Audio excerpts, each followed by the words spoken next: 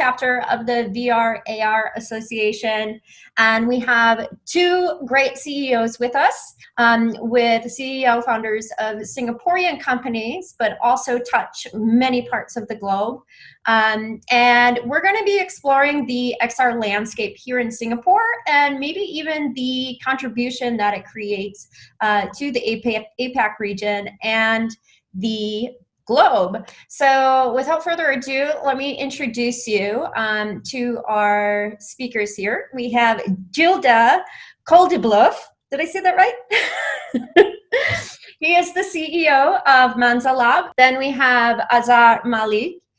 He is the CEO of Evolve Innovative Solutions. So they're doing a lot of stuff with AR. I'm not going to try to repeat it. I know he's going to be the best one to go through with it. So let's start off with Gildas. Tell us a little bit about your background and how you evolved into working in VR. I did not really intend to move into VR, to be perfectly honest. I spent 21 years working for a photo company, Canon, and then I went back to school, to INSEAD. And after I graduated, really randomly or by coincidence, I met with two guys, the two founders of Manza Lab, and we ended up having a beer. For me, I just went to meet with two guys, the two founders of Manza Lab. We had a beer together, and at one point they realized that I was open for opportunity. I just graduated from school, and they had just opened the office in Singapore to develop the business in Asia. And the funny thing is, I started talking about an experience I had just going to a shopping mall in Singapore where Sony was showcasing a VR experience. And then they told me, why don't you come tomorrow and we have a coffee tomorrow morning and we show you what we do. So to be perfectly honest with you, I was not really looking for a job in this industry. I love the experiences. I love these type of technologies, and I love the creativity you can put in there. And the variety of the experiences you can have. So we'll talk a bit more later about what we do at Manza Lab. But this variety, this innovation, this creativity is something that I like very much. And that's where I said, okay, let's give it a try. Fantastic. I love that you come from a non-techno, like a totally different industry. However, there are maybe some nuances that are very similar too, from going from working in photography, going into this industry. Now let's hear from Azhar. I know you have a totally different background. Casie, I started out in 1996, and the major thing that happened to me was that I started out as you can say, truly like an entrepreneur. It was my freshman year. I started my first company. It was time of internet was just picking up. Hotmail was still independent back then. So you can imagine. Fast forward all these years, we became, a couple of my ventures became different agencies, different continents, digital agencies. So I am from purely a tech background. All these years of tech just compiling on top of each other, deprecating, new tech coming, then new tech coming, previous one gone. And in 2015, we were present as an agency. We were present in Dubai, we were present in Dar es Salaam, Utah, and New York. And at that stage, as a person, I took some initiative and opened an innovation lab. And I wanted to see where the new tech was moving. And given my background towards the marketing agency or the digital agency, we looked at the computer vision side, and it intrigued us a lot at the time. There were very few players, very little was being done, but at research level, a lot was being done. So we started creating different experiences. We started playing with different hardware. And in 2018 is when Evolve was formed in Singapore, which is now a no-code CMS, content management system for agencies. Actually, we have derived it. We're launching it this year due to COVID. Obviously, it's a bit delayed. But it's a tool for agencies where we have built experiences, we have developed those and made them codeless and made them part of a CMS system. And that's where I am today. Yay! I like no code. Yes. It makes it so much easier for no code tools to be used by content creators and other aspects of the digital space. So I'm so excited. Now we all talk about, oh, it's VR, AR, we're building this and that. Now, this question goes to both of you. how do you explain your company to a 6-year-old? If I was 6 years old, how would you explain what you do to me? Shall I start? Yes, yes, let's hear it. Okay. I don't come from a technical background, and I truly believe that we need to tell our customers what kind of needs we will fulfill. But I'm 6. I don't know what you're talking about. Then let me finish. Rather than talking about technology. So first of all, we don't do games. We do B2B experiences. Our partners are corporate companies, for instance. So the way we position Manza Lab is by telling that we create innovative digital experiences with 2 verticals. One is training, and the other one is product communication or product presentations. That's what we do. Cool. Now, to support these type of experiences, we use different technologies. And that can be on a smartphone, that can be virtual reality, that can be augmented reality, that can be collaborative VR. So all these technologies are here to support the experiences we are creating for our customers. But again, the main verticals we're working on are training and product communication. That's the way we introduce Manza Lab. Okay, now I'm 6. Tell me. So ask Azhar. You're 6 years old. I'll let you own your own reality. That's what I will let you do. So if you can dream something in your reality, I'll let you do that. I like that one. So you can own your reality. That answer is going to inspire so many children, so many kids in school to move forward in this industry. So I really like that. Ooh, I like that background. Nice. Yeah, that's what we show you. Oh, that's how you tell kids. You're like, I work with these people. I work with these people. You know those people? They don't know these companies, but that's okay. Well, they should know H&M, Spotify. H&M, yeah, they should know. Veolia, probably not. Probably not. Dior, for sure. Yeah. I love it. So let's move on to these trainings, Gilda. Okay. So in the past years, there's been lots of advancements with training and education with AR and VR. Can you explain a little bit more of like where you guys are at and where do you think that's heading in the future? First, I'd like to step back. Sure. And to talk about the history of Manza Lab. Manza Lab started creating what we call serious games. It wasn't computers, it was 2D experiences. Then we started creating role plays. Then we started creating VR experiences. And then we started creating an app so that you can get trained on a smartphone as well. The reason why I want to highlight this history of Manza Lab is because we talk a lot about the multimodularity in the learning experience. What we propose is again, experiences to train people. That's the need we would fulfill. And it's not just about we create a VR experience. Because what you want to do, for instance, is to have a VR experience as if you had a professor standing in front of you, telling you stuff. You go for, I don't know, newcomers in the company, you can do onboarding programs, and then you go for VR experience. You can have what we call collaborative VR, which means you put people together in the same room, you put their avatars in the same room, and the guys can talk together. But then when the meeting is over, then this is when you may want to continue the experience. So that's where we use the app, for instance, to continue sharing content regularly. We call it the always learning concept. So you keep learning as long as you push content into the app so that people keeps learning. And we also create, so the app is very good for hard skills, for instance. And we also create role plays whereby we train people on soft skills. So the point I want to make here is that the learning experience is really multiple. It's not just one way. If you want to make the learning experience great, you need to combine these different ways and vectors of communication towards the target users. So at the end of the day, they learn. Mm-hmm. That's very, very important in terms of technology. Manza Lab has always started with a very famous neuroscientist, has always worked, with a very famous neuroscientist called Stanislas Dehaene. And this gentleman is not working for Manza Lab. He's done lots of research on the learning experience. And he has described in books the 4 pillars of learning. So the first pillar, to make the learning experience efficient, is the attention. If you don't pay attention, we're all wasting our time. The second pillar is an active engagement. You need to play an active role during the experience. That's very valid for games, for instance, as well. The third pillar is you need to receive feedback. I need to tell you during the experience if you're doing great or if part of the learning experience is not so good. And the last and fourth pillar of the learning experience is what we call consolidation, which means we invite you to do things again and again and again.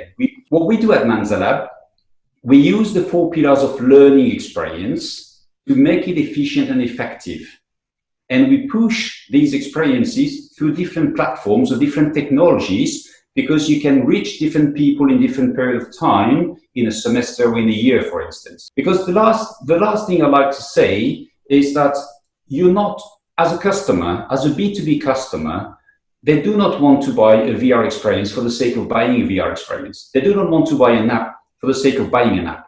What they're looking for is training their staff. And what we do, we create an experience that is effective and efficient, that works, and we push this experience using different technologies so that at the end of the day, we fulfill the needs of the customers. And again, VR is one component of it and not just the only one we're doing. Right. I love how you pointed out all those pillars because I can see how teachers these days are really struggling with the Zoom calls, teaching with the children.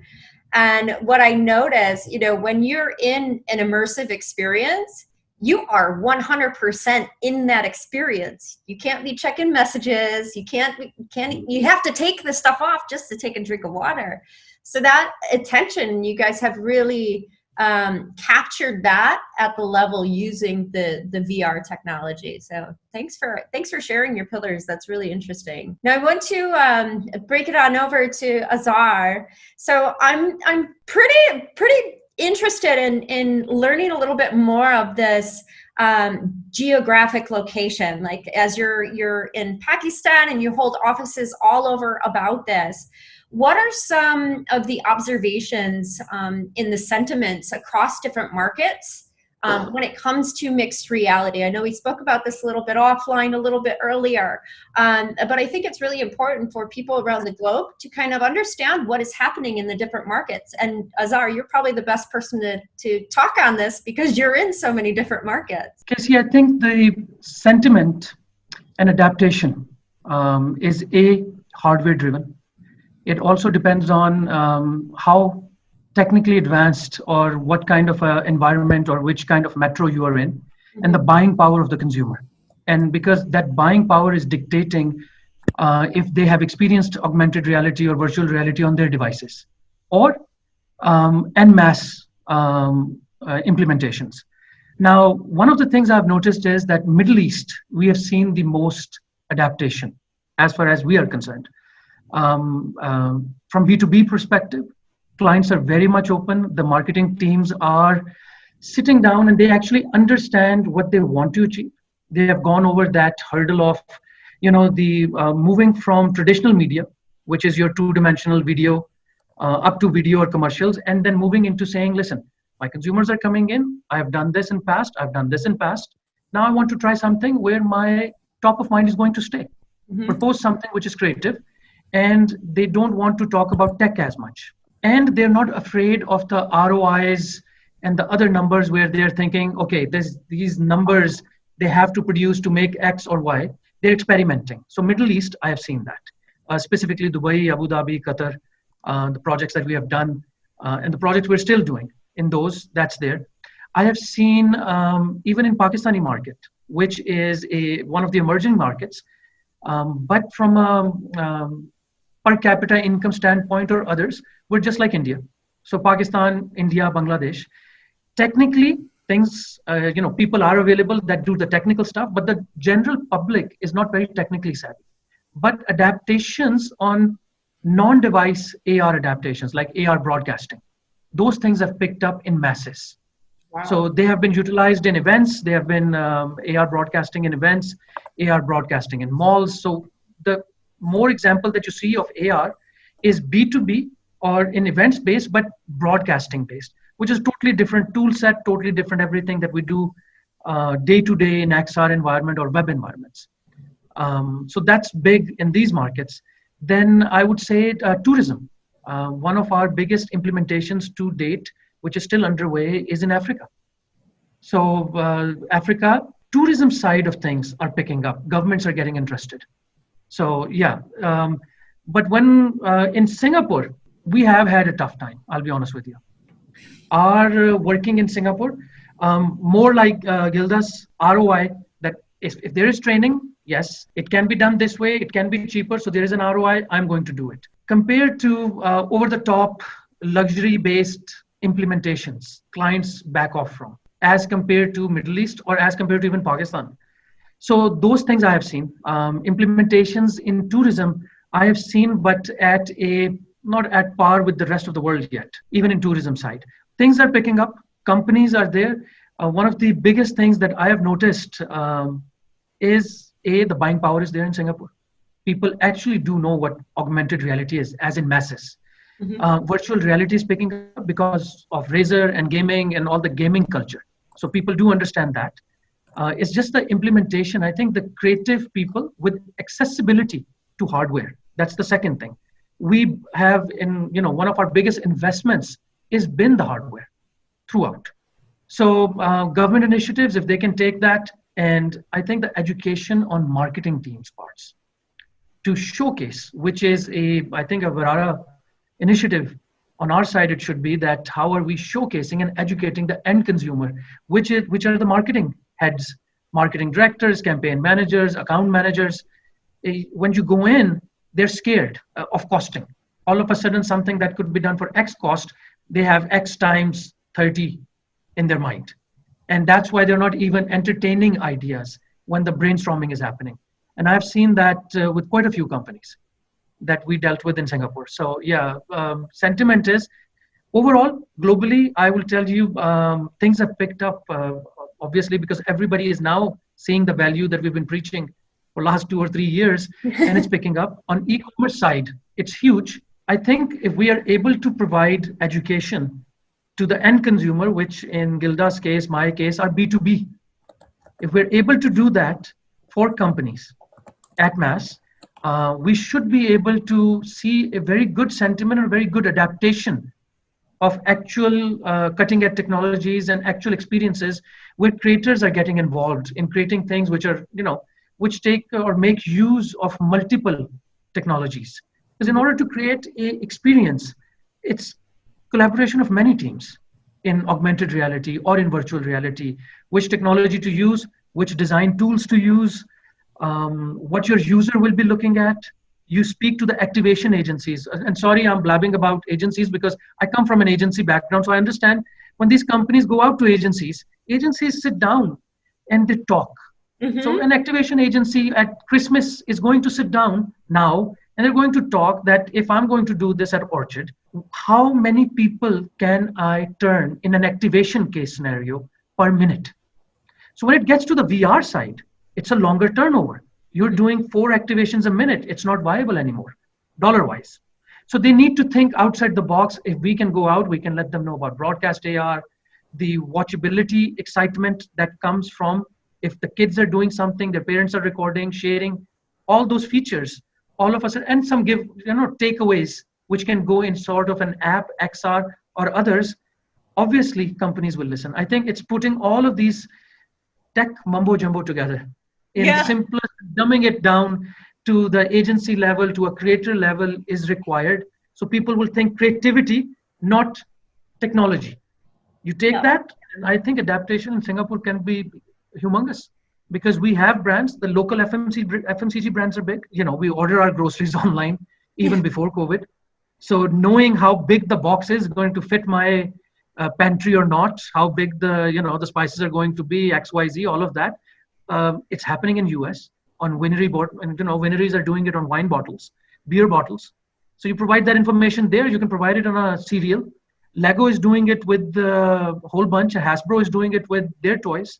So the next generation, or I would say 3 generations behind us, they're very adapt to AR, VR. It's the ones behind us, our generation, and the one up front of us that we need to educate a little bit.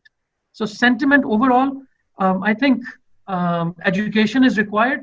Once that's in place, people can take the risk-free, corporate risk-free jumps in front of their peers and with their budgets. I think people want to do it. But right now, they step backward a little bit because justification comes in. Where is the ROI? Yes, this looks great. I will take that La Bonita example that you gave. In that La Bonita experience, the whole place turns into basically a foliage. If we're talking about the same. So that foliage, I was discussing this with somebody about almost 6-8 months ago. I think it was around the F Connect time. I showed it to somebody. I said, this is great initiative. And automatically that marketing person said, but what was the effect on their sales? Did they sell anything? Why did they spend money on this? Was it viewable through these devices? How many people get attracted? I said, only the people who implemented it can tell you. But somebody took a risk, somebody did that to create awareness. And then showcasing that awareness, imagine, I had top of mind, you have top of mind, you've mentioned it again, the virality that you cannot buy is better than PR.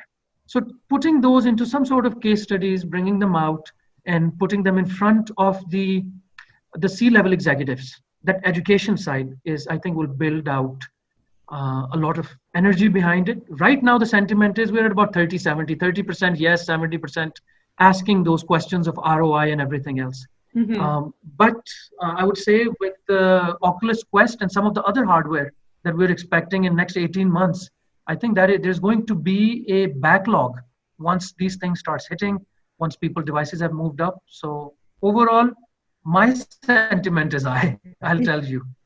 As a global citizen, global nomad, I can tell you, I have good backing in the sense that emotionally I feel very much attached. Not that it's just my product. I just feel where I was back in the late 1990s, looking at internet, getting excited. We're all excited about AR and VR on the tech side also, because we foresee next 5 years going this route. Very cool. Thank you so much. I agree with you 100% about the education to the marketing teams. That is something that I've been struggling with. And I think there is a definite need for more quality marketers to come work in virtual reality and augmented reality so they can help with these B2B campaigns. But you have to think that these quality marketeers they already exist. Yes. 10, 15, 20 years of experience of traditional. They know the nuances. They know how the traditional is working. Now all they need to do is, if we are able to educate them better and see how this medium, just like a website in the late 1990s, is going to supplement their campaigns, is going to enhance their campaigns, it would work. And obviously the other side is what Manza Lab is doing. That's a huge upsell. That's a huge, see, what we do is marketing. What they're doing is they're answering a problem right now. So there's a huge demand for that. Mm-hmm. So that's picking up in education, it's picking up. So sentiment-wise, I would say from that perspective, it's the game is on. From our perspective, like you said, education, marketeers, everyone else has to jump in. Because once the kids or people are experiencing this in their day-to-day industrial environments, and then they get home, and now when they look at their experiences that we are feeding them in 2D and others, they're questioning, they're like, why can't I have that? My company did this at an industrial level. And I'm looking at an FMCG product that's supposed to excite me and I don't have it.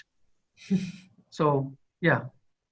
Maybe we need to take in Gildas' 4 pillars. The attention, yes, engagement, pillars, yes, those pillars.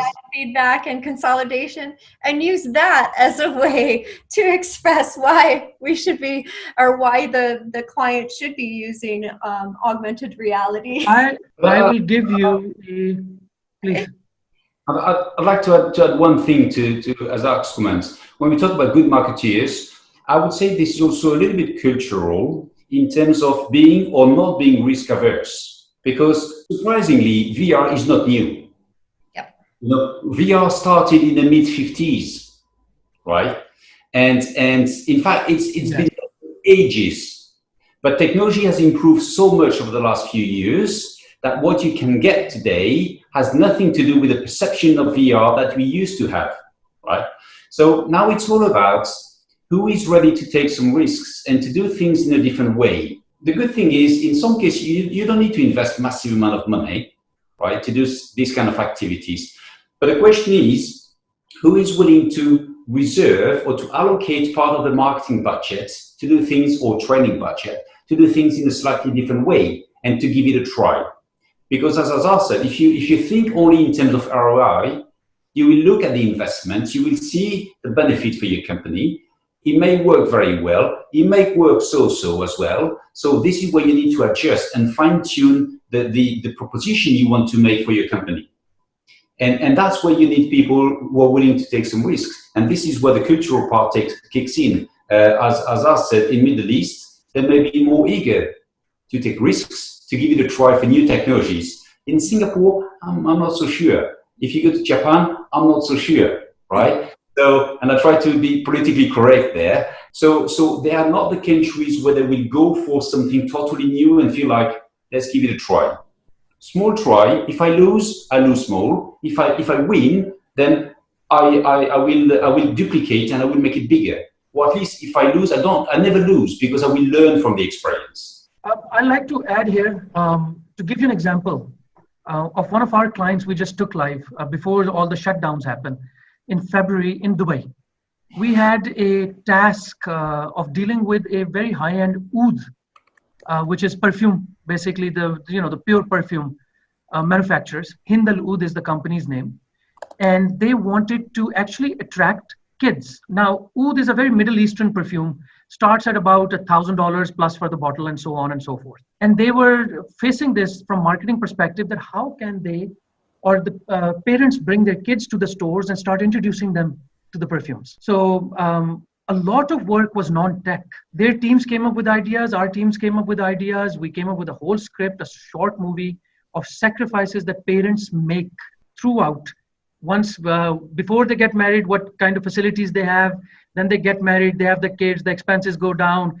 So we built that whole about 3.5, 4 minute short video. And at the end, we named, in collaboration with the company, Name Your Emotion. So the kids came in, and you should have seen the kids went through the whole immersive experience. And then they were, they were to draw their emotions, write a word in 3D with their emotions that we were capturing and sharing. And some kids were crying. Tears were flowing down their cheeks as they saw their dad selling the Bugatti to buy the minivan and so forth. So very mild, but we build those experiences. Now, if a kid experienced that kind of emotional triggering, chemical triggering in his mind, hard to forget the brand down the road. So from the brand's perspective, they had a huge win. So those are the things, what you just mentioned, that taking the risk, the manager took a risk, the marketing director took a risk, saying that we're going to spend this X amount in all these stores to make sure that these experiences are built. So education, not education as in pure education, but educating the end consumer, which in our case becomes the marketing heads and the people with the budgets, and showcasing and getting the companies on board. And you would see, which is kind of what's surprising here to me. You end up at IKEA in like 5 different places globally.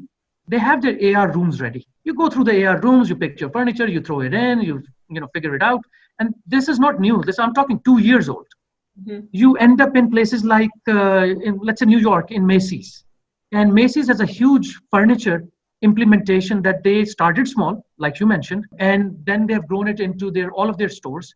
You pick up your furniture, you do everything, you walk through your house literally in that room, and you buy, and it gets delivered. Singapore, expensive furniture stores, big furniture stores, IKEA's, no implementation.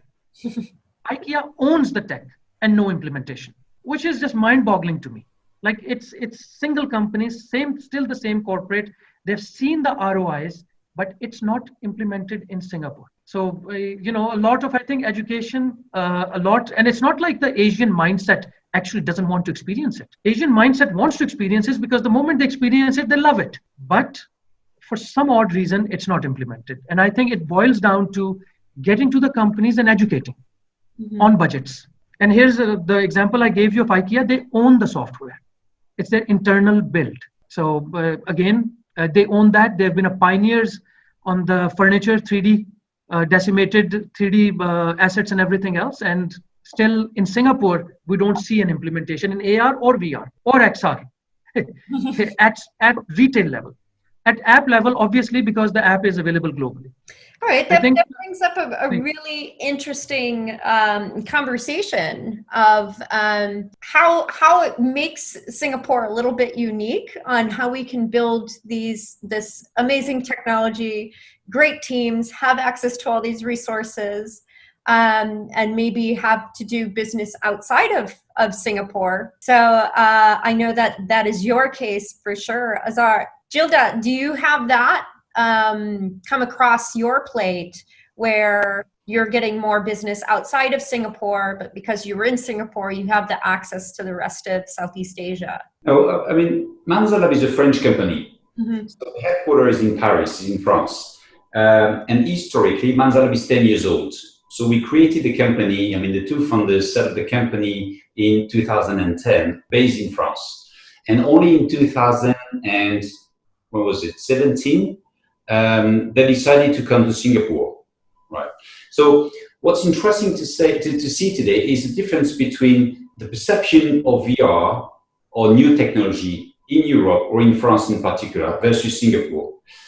Just to give you one example, we have a website like many other companies, and on our website, if you want to contact us, you got a box that says contact us or contact@manzalab.com. We receive probably 95% of the requests in France and the other 5 in Singapore. Or maybe I could even say 99.1. Mm-hmm. Yeah. So it shows that France, why? Is it creativity? Is it cultural? Is it openness to new technologies? I don't know.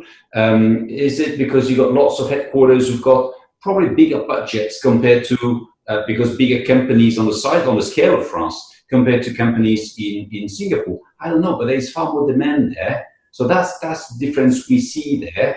And also I believe culturally, yeah, they are less risk averse. Mm-hmm. That has an impact on the decision you may take. Also, as I was talking about return on investment, and again, for marketing people, that's quite relevant. For if you think about top management, they will spend 50, 100,000 US dollars, whatever the amount is. Of course, you want to understand how much return you're going to get. What will be the impact of this investment? Because you could invest in a totally different way, totally different technologies, totally different activities. You could invest somewhere else. So where are you going to get the best return? And top management is not interested in VR per se. They're interested in how much are we spending, how much value are we creating? And that's the type of analysis that we make. So that's where you need, and that's the education, as I was talking about, this willingness to try that I was talking about, to make sure that we try at one point new technologies, new activities. So we see that in France. We don't see that often in Singapore. I always consider that VR, as I said at the beginning of the conversation, is one component of a total offer, of a complete marketing plan. So you have this much money to reach this much goal as a marketeer, as a sales guy, marketing director, whoever you are in the organization.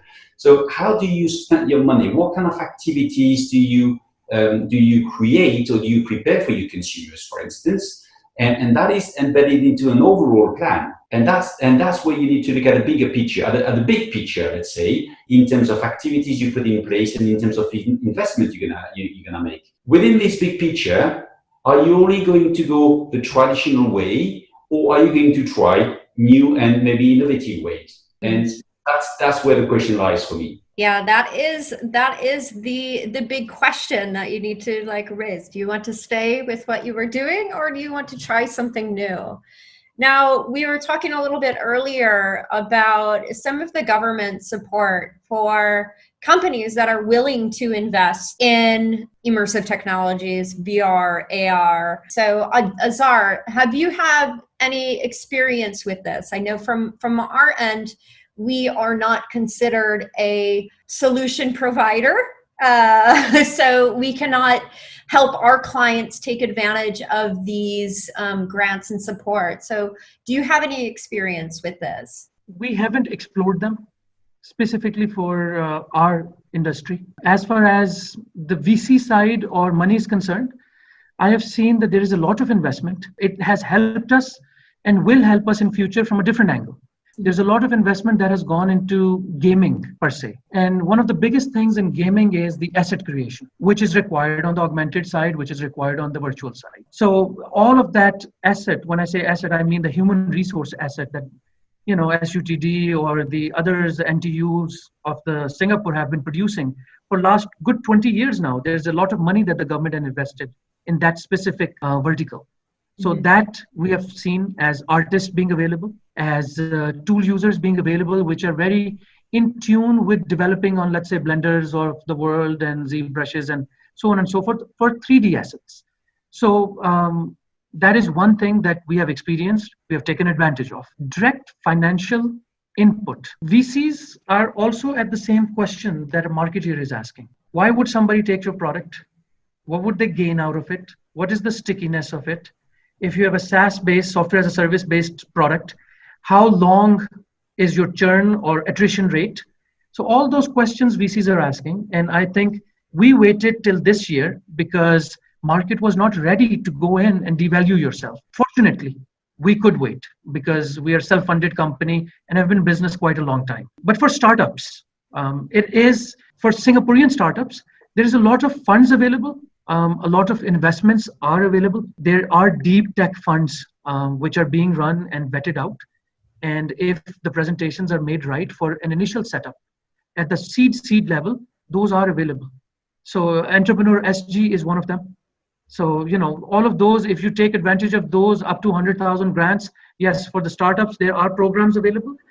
What they don't help with currently, maybe the tech is so new or the industry everybody's trying to get their hands on and is still getting molded, is help on not how the books would run. Because at this stage, that was great back in 96 and 2000 when I was an entrepreneur, how the accounting is done, how this is done. Things have moved a long distance from that. A lot of advice on managing, on HR, all of that is available. I think more commercialization help, how to make money should be provided. Yes. That is missing. And the reason it's missing is people think it's their secret sauce. Democratizing that, because there's no secret sauce. Everything is online available. Everybody has. It's just pure networking, business development, but with tools and XYZ and moving forward. That commercialization, letting somebody know what their app is, asking the right question when you're providing them guidance like, okay, this is great, but how would you make money? And I'll use one of your examples. At F Connect, you were the only person that walked in, forced every user to actually go in and provide their Facebook ID to you in order to experience your game. So you walked away with my data. That's a plus as a marketer. During the whole expo, apart from what I filled out for Facebook, I never gave my information anywhere. I got it all. So it was a simple, basic marketing tactic that should have been utilized by many, but people didn't. Yeah. So teaching others who are coming up, startups, the government should provide that, should enable and start taking in mind, which by the way is the only time I've faced this is in Singapore. There's a lot of emphasis on the book stamp that we call it in our side. Being an entrepreneur from my freshman year in college, having a bachelor's degree, a master's degree, then a PhD is not very much important when these kids are coming out. There's a lot of pressure to have that before starting a business. But by that time, sorry, it's my personal opinion because I started as a purely entrepreneur side, very young age. I think you get molded. You get scheduled in, you get molded in, you get trained in like a military 1-2-1-2-1-2 march.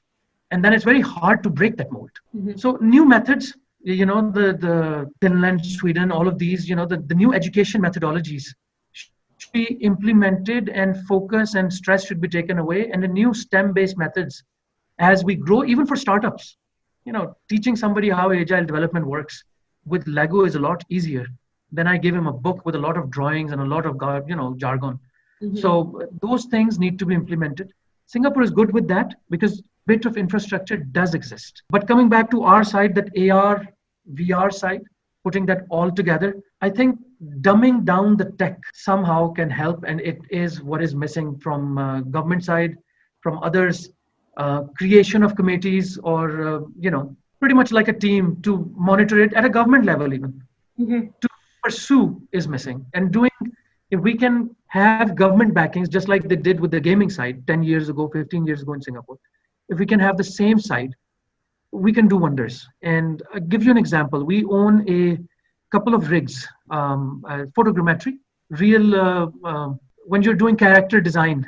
So if you need to take a human, so it requires about 150 DSLRs, this, that. The tech has become old now. It's not cutting edge because it's common knowledge now, how things work. With software like reality capture, it becomes easier. I was working with a client and they were very much interested, an insurance client in Singapore, in getting their sales staff 3D'd, presented, and sale enablement tool. I couldn't find a single rig in Singapore or in Malaysia, not a single one. I have one in Dubai. I have as a personal, like a company, I have one in Pakistan. Europe is packed. If you talk to other people, you have access to these rigs, not just these rigs, but volumetric capture rigs now. You have access to those, you have access to Intel studios, you have access. So maybe the adaptation is higher because the quality of content production, A, is higher because of the high hardware availability, B, accessibility to those without investing your own money, without dropping $250,000 to make those rigs, it's available. And from government standpoint, I went to Pixel Lab, for example, and the Pixel Lab is supposed to do that. And I offered them, I will bring the rig in, and it just went somewhere in the air, no interest shown. Although it was my money, everything, but I wanted government support to move in if I was going to do that. So those kind of things that we educate, we make these committees, we push these, take the incumbent people to somehow listen to us. I think that would work. Yeah, I think a lot of maybe even like the people that need to help with making those decisions don't understand what, yes, there is technology, but there's also all these parts of the ecosystem that need to come together in order to enable us to grow, like doing like volumetric studios, or having like places where content creators can actually learn from each other. At this point, there's not that many like 3D designers or animators within Singapore. They all work in like agencies, or maybe they're freelancers, but there's really not that collective area for them to collaborate. So these are definitely things that need to I think Pixel is a good example. They were formed to do that in Singapore. And it's just, I think if we are pursuing and we hit them up, and then it's education. At the end, it's all educating people what's available and why it should be done. And cutting through the red tape much quicker, I think, would work out. Got it. Yes. Well, let's bring Gildas into this conversation. I want to ask him. Let's imagine the world from your like future lens, and where AR and VR technology is fully advanced. What is the one thing that you would like to use or experience this technology with? Well, the answer is very simple. I'm not so much into social media, so the gamified experiences you may find not really for me personally. I like things very practical and usable. And we've seen some leaks here and there about Apple coming into AR, and that's not new. We know Tim Cook is very much into AR. And I saw the Apple glasses recently. I saw a leak. Is it true information? Is it fake? Nobody knows. You have to be at the top management of Apple to know, really. So nobody can say this is really going to happen. But I think it will come at one point. I think what is important in our industry is to think about the ecosystem. You need the platform, you need the hardware, you need the solution providers, you need the designers, and then you come up with a complete solution that the end users can experience. You need to make it simple for the users. Now, coming back to your question, if you watch the movie, you see the guys just putting the glasses, but they look like not VR glasses or headset, let's say, but just very simple, like sunglasses. They put the glasses and you see not an avatar, but holograms of the guy sitting on the table with you. You can talk to them. And then you can also see the body language, facial expressions, and these type of things. And then you really have a meeting with these guys. So this is not going to happen tomorrow, but maybe day after tomorrow. And that would be a game changer. And when you talk to companies like Lenovo, for instance, they tell you that in about 10 years' time, we won't have any smartphone anymore. You will wear your glasses and everything will be available in your glasses. If you watch videos from Enreal, the Chinese company, they're showcasing what kind of usages you can have from wearing their glasses. Mm-hmm. And starting opening their SDK to developers. So now they got the hardware. I mean, I don't know at what stage they are, to be perfectly honest, but they want people like us to create solutions or applications so that people can start using them. So are we far from it or not so far from it? To be very honest with you, I don't really know, but it's, I would say, a question of a couple of years, probably. But the day a company like Apple goes into the market with the power of the brands, with the attraction from consumers, that will have a massive, massive impact. And a key question for me now would be, would we want them to go into B2B or into B2C? Because that will have quite an impact as well in terms of the attraction from the consumers, the willingness from the consumers to use these technologies into B2B environment, because this is where the money stands, you know, at one point.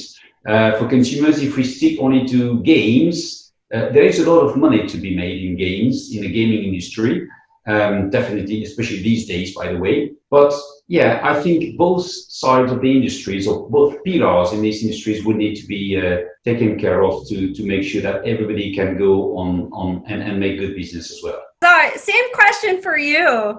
And I would love to hear from your perspective, what would you like to see within like the next 5 years? Before I get into that, just to Gildas, just to let you know, gaming is big business, because I woke up to $1.8 billion news from Zegna acquiring Peak today. Unheard of, you know, just for 2 games. So, and knowing so long in this industry, I'm still trying to figure out with all kinds of calculators, how was that possible? But yeah, games are paying a lot for people who are in gaming. But answering this question, my answer is exactly the same, what Gildas said. It's the Kingsman. It is at the end of the day, when you sit down as a technologist, as a futurist, you want clean UI. You need a UX which is not a hindrance, it's behavior driven. And it needs to be with something that feels like part of your fashion ethos at the end of the day. Be it like Kingsman, you know, nice suited, cutted, booted, XYZ, or be it like you have something from Supreme, you know, whatever that would be. But that I foresee that as future. I totally agree. We are in sync over there completely. And obviously the only company, if you ask me from the glasses standpoint, that has been slowly gaining. And I don't think Apple might come out with something. I think it would be companies like Unreal. Because if you take a look at the 80s jump, it wasn't the IBM, it wasn't the Lotus Notes, or it wasn't the the Xeroxes that created the new environment or the new economy. It was the new companies, Microsoft, Apple, so on and so forth. You fast forward 10 years, and 20 years, and then it's the Airbnbs and the Ubers of the world. There was a new regime. So I don't think Apple, because of a lot of bureaucracy, they might not. But my bet is not on Apple. My bet is on these smaller companies that have the leverage to be nimble. They can bend, they can mold, they can listen to us, they can listen to, you know, other people. Their budgets are small and teams are very concise and still not bureaucratically driven or being pushed by, big corporation visions. So I am still betting on companies like Unreal. I'm a big fan. I have experienced them in different expos.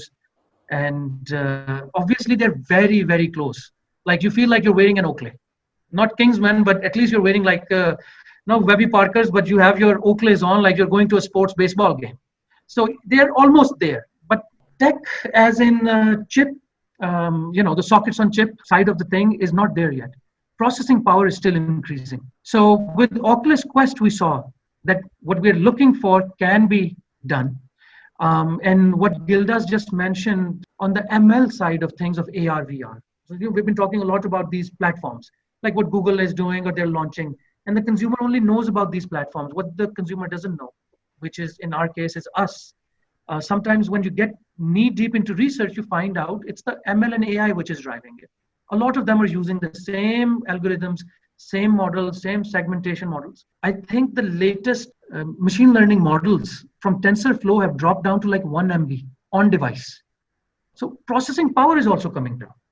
So with that kind of processing power, we are not asking, let's say iPhone, or let's take a better example. I buy an Oppo, which was a 2015 model, right? That Oppo has enough processing power with internet 5G connectivity, although it wouldn't have 5G, but still with 4G or 3G connectivity, it will give me that 1 MB to run the TensorFlow model on it, which means I can do the facial recognition, I can do the facial, landmark recognition, I can do face detection, I can do a lot of AR things, and then just, do the sticker or UV on top of it.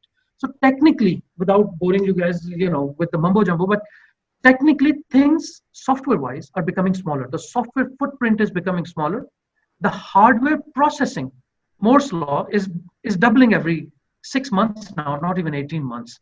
So that with both of them coming in line, it will bring, or it will end up with somebody coming up with the most aesthetic, lightest glasses or a wearable, and then voila, and if you take a look at even the size of cameras, because Unreal uses Intel. So with Intel introducing new T265s and the new range, the onboard, which is on chip processing for that, has gone up. So the bulk, which was on, I don't know if you guys ever experienced the Google glasses about good 15 years ago. They used to have this bulky thing, and the camera used to come out and go this way. And the first time I tried it, it was 2007, early 2008. I was just amazed. So they were the pioneers. They were there in 2008, but too early for even a company like Google, too early. So if we can answer all of those, I think in the next 5 years, it's going to be augmented reality. Staff working. I usually work with 2 screens. I've gotten used to it. I've gotten old. I can't look at a 13-inch screen on a laptop even when I'm, working remotely. So all of those things, all of a sudden, if I can put the glasses on and I have 2 36-inch 8K screens in front of me, and my hand gesture is being calculated with the camera or the infrared, either or, which is possible today. And what do I need a bulky computer for? We went from being desktops, and I don't know about you guys, I am the generation that saw the bulky desktop, then went into the laptop being amazing, although it was 12 pounds, to laptop being like 3 pounds, to tablet, to smartphone. So we are that generation that pretty much everything moving forward. So from that perspective, reducing, even the cell phone down to glasses or a wearable. And I think the second thing which is going to affect probably few years out, is the battery life. The battery life which is going to kick in. How long will those glasses work? You see, you get from driving. We were used to driving when we were kids with the guys telling us if we got lost, we'll stop somewhere, and the guy would say, go straight, make a right, make a left, at the corner there's a blue house, make another right. To TomTom in 1990s. To now, the 8-year-old, you ask him something, he says, just Google Maps. Yeah. Google Maps, what are you asking somebody for? I can tell you exactly how much traffic. Here's a rerouting of where you need to go to. So I think tech is catching up. And a lot of things which there is one of the guys, if you ever get a chance to listen to, is the PubSub.